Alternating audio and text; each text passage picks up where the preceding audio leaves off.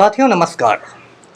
पटना बिहार से मैं Amitabh Kumar Das, IPS 94 batch, और आप देख रहे हैं मेरा अपना YouTube चैनल दास बोले बिंदास। क्योंकि जब बुज़दिलों ने मुंह में दही जमा लिया हो तो दास का बिंदास बोलना ज़रूरी हो जाता है।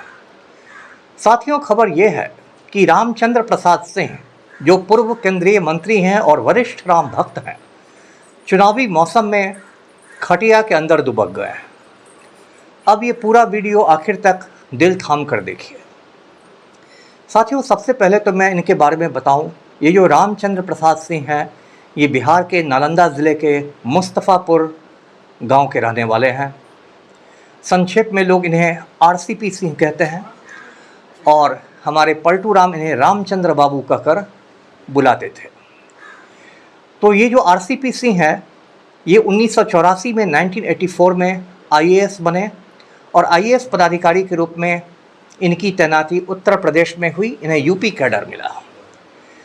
तो ये थोड़ा, आप जिसे कहते हैं, चलते पुर्जे हैं। तो यूपी जाकर इन्होंने वहाँ कुर्मी नेता की खोज की, क्योंकि RCP सिंह खुद भी कुर्मी जाति से ही आते हैं। तो इन्हें यूपी के एक कुर्मी नेता मिल गए जिनका नाम था बेनी प्रसाद वर्मा। बेनी प्रसाद वर्मा समाजवादी पार्टी के सीनियर नेताओं में रहे हैं।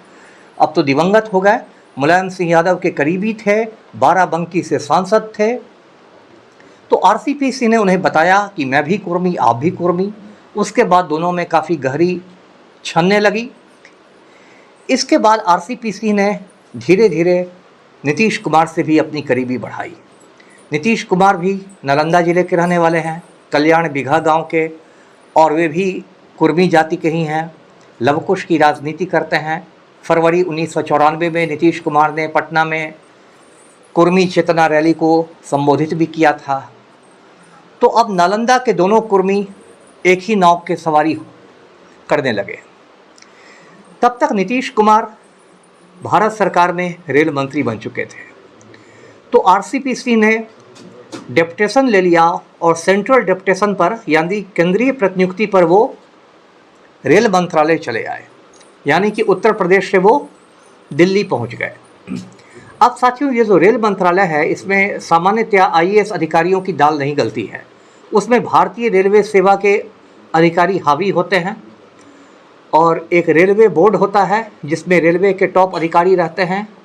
रेलवे बोर्ड का मुख्य जो होता है उसे चेयरमैन रेलवे बोर्ड कहते हैं, संक्षेप में CRB कहते हैं। लेकिन इन सारे रेलवे अधिकारियों को धता बताते हुए जो RCP सिंह थे, ये रेल मंत्रालय में सबसे शक्तिशाली अधिकारी बन गए। और इनकी नियुक्ति कैसे हुई? इन्हें OSD के रूप में नियुक्त किया गया। OSD यानी officer on special duty, Hindi में से कहेंगे विशेष कार्य पदाधिकारी। तो अब देखिए, रेलवे मंत्रालय में इन नालंदा के दोनों कुर्मियों ने नीतीश कुमार और RCP सिंह ने कैसे कैसे गुल खिलाने शुरू किए। साथियों, रेलवे का जो बजट होता है वो हज़ारों करोड़ का बजट होता है। कुछ साल पहले तक आप जानते हैं, हिंदुस्तान का आम बजट एक और पेश किया जाता था, जनरल बजट, और रेलवे बजट एक और पेश किया जाता था। रेलवे अकेला ऐसा विभाग था जिसका बजट अलग से पेश किया जाता था। तो इतना ज़्यादा पैसा है रेलवे में। तो जो रेलवे ठेके होते हैं वो हज़ारों करोड़ के होते हैं। तो नीतीश कुमार और RCP सिंह के कार्यकाल के दौरान बिहार में सैकड़ों करोड़ के रेलवे ठेके माफिया सरगनाओं में बांट दिए गए, बिल्कुल औपचारिक रूप से बांट दिए गए। और मैं ये बात इसलिए डंके की चोट पर बता रहा हूँ क्योंकि उस समय मैं पटना का रेल SP हुआ करता था। ये बात 2001 से 2003 तक की है। पटना रेल जिला में बिहार के 11 जिले आते हैं और ये बिहार का सबसे बड़ा रेल जिला है। नीतीश कुमार उन दिनों भारत के रेल मंत्री थे, लेकिन मजाक में उन्हें लोग 1.5 जिला का रेल मंत्री कहते थे, यानी कि पूरा नालंदा जिला और आधा पटना जिला, क्योंकि वो सालों भर या तो पटना में रहते थे या नालंदा में रहते थे। तो ये जो रेलवे ठेके थे वो माफिया के बीच बांटे गए। किस तरह बांटे गए वो भी जान लीजिए कि मुगल सराय रेलवे खंड के, पटना से मुगल सराय का जो रेल खंड था उसके रेलवे ठेके सुनील पांडे के गिरोह को दे दिए गए। पटना मोकामा रेलखंड जो है उसके रेलवे ठेके सूरज भान के गिरोह को दे दिए गए। पटना गया रेलखंड जो है और धनबाद डिवीज़न उसके रेलवे ठेके बबलू सिंह के पांडव सेना को दे दिए गए। मैं उस समय रेल एसपी था, तो मैंने इस बात पर हंगामा मचा दिया, जिसको इंग्लिश में विसल ब्लोअर कहते हैं। वो विसल ब्लोअर का मैंने काम किया, इन सबों की पोल पट्टी खोल दी मैंने। उसके बाद मैं पलटू राम की हिट लिस्ट पर आ गया। खैर वो एक अलग कहानी हो जाएगी, उसे मैं एक अलग वीडियो में बताऊंगा। तो इस तरह से नीतीश कुमार और आरसीपी सिंह के कार्यकाल के दौरान रेलवे ठेके जो थे वो माफिया सरगनाओं में बांटे गए। 2005 में नवंबर महीने में नीतीश कुमार बिहार के मुख्यमंत्री बन गए। उसके बाद वो आरसीपी सिंह को अपना प्रधान सचिव बनाकर पटना ले आए, यानी कि आरसीपी सिंह नीतीश कुमार के प्रिंसिपल सेक्रेटरी बन गए, मुख्यमंत्री के प्रधान सचिव। और उनकी ताकत इतनी ज़्यादा थी कि आरसीपी सिंह के दरबार में बड़े बड़े समझिए मंत्री जाते थे, विधायक जाते थे, सांसद जाते थे, डीएम जाते थे, एसपी जाते थे। उन दिनों एक टैक्स की भी चर्चा होने लगी थी बिहार में। उसके बाद आरसीपी सिंह को भी राजनीति की खुजली होने लगी। जैसा कि होता है आईएएस और आईपीएस लोग जब थोड़ा सीनियर हो जाते हैं तो उनको खुजली होने लगती है राजनीति की। तो आरसीपी सिंह ने स्वैच्छिक सेवानिवृत्ति ले ली, यानी वीआरएस ले लिया, और वो आईएएस से रिटायर कर गए। उसके बाद पलटू राम ने उन्हें राज्यसभा भेज दिया। राज्यसभा का आप कार्यकाल जानते हैं, 6 बरस का होता है। तो आरसीपी सिंह यानी कि रामचंद्र बाबू पहुंच गए राज्यसभा। इस तरह उनकी तरक्की होती गई और एक दिन नरेंद्र मोदी की सरकार में आरसीपी सिंह इस्पात मंत्री बन गए, स्टील मिनिस्टर, केंद्रीय इस्पात मंत्री। अब तो समझिए और 4 चांद लग गए रामचंद्र बाबू में। इसी बीच जो हमारे तड़ीपार गृह मंत्री हैं अमित शाह, उनकी नज़र आरसीपी सिंह पर पड़ी। तो तड़ीपार अमित शाह जो हैं, आप जानते हैं, हिंदुस्तान भर में अलग अलग राज्यों में ऑपरेशन लोटस चलाते हैं, सुटकेस पॉलिटिक्स करते हैं, सरकारों को गिराते हैं, नई सरकार बनाते हैं, विधायकों को रिजॉर्ट में ले जाते हैं, चार्टर्ड प्लेन से ले जाते हैं, सुबह 5 बजे मुख्यमंत्री का शपथ ग्रहण करवा देते हैं, और अंधभक्त लोगों ने उन्हें एकदम चाणक्य का ही मेडल दे रखा है। तो तड़ीपार अमित शाह के दिमाग में ये बात आई कि जिस तरह महाराष्ट्र में शिवसेना को तोड़ के सरकार बना ली गई और उसमें भाजपा भी शामिल है, क्यों नहीं बिहार में वही बात दोहराई जाए और जनता दल यूनाइटेड को तोड़कर आरसीपी सिंह को मुख्यमंत्री बनाया जाए और पलटू राम से छुटकारा पाया जाए और फिर आरसीपी सिंह को कठपुतली बनाकर नचाया जाए। तो उसके बाद आरसीपी सिंह के भी मतलब दिल में बुलबुले फूटने लगे कि अब तो मुख्यमंत्री की कुर्सी नज़दीक ही है।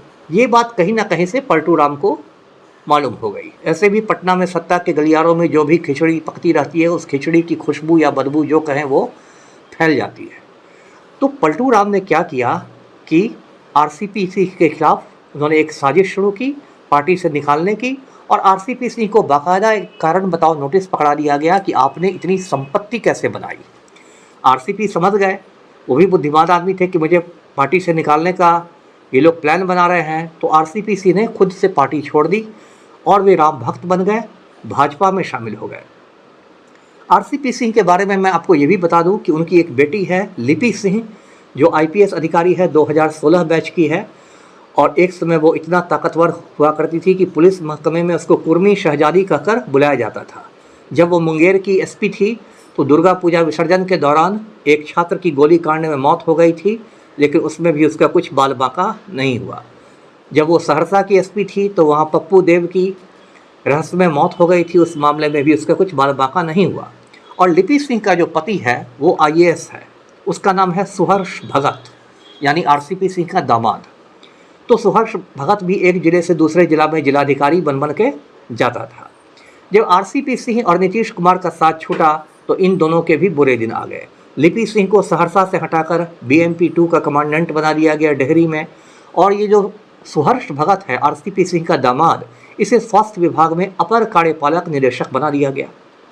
इधर आरसीपी सिंह प्लान बना रहे थे कि 2024 का लोकसभा चुनाव कुर्मी बहुल नालंदा से लड़ना है भाजपा के टिकट पर, लेकिन इस साल आते आते पलटू राम ने ऐसी पलटी मारी कि आरसीपी सिंह का सारा खेल भंडुल हो गया।